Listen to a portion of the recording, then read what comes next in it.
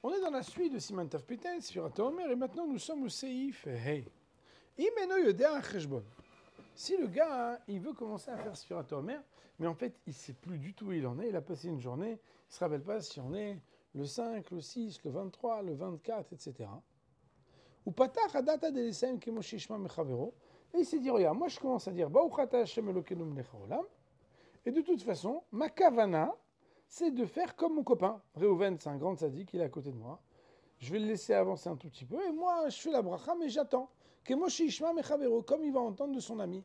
Veshatak. Donc, il a fait sa bénédiction, il écoute son ami faire Ayom, Shlosha Vesrim Yom, la Omer, Hachem Mechavero Vesim Kemou, et après, il a terminé comme lui, Yatsa, il est acquitté ce faisant.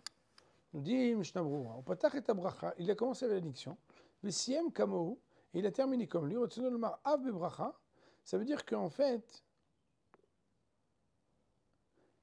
même dans la bracha,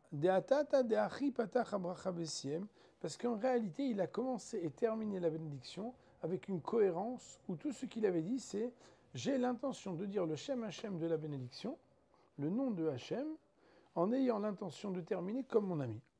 Veika siyum upticha. Et il y a une cohérence entre le début et la fin. Au Mikol Makom, néanmoins, même si les Yotse, quand il l'a fait comme ça, il est acquitté, néanmoins, les katrila eno levarer. Et là, une ken yodem mitrila ezeyom ayom. Il n'a pas le droit a priori de faire la bénédiction sans avoir préalablement vérifié et défini quel jour on est du Homer.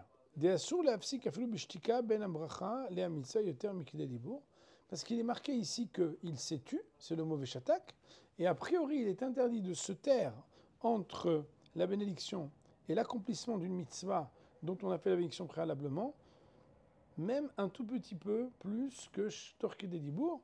Donc Kededibour, ça veut dire Shalom Alecha Rabbi, 3 mots.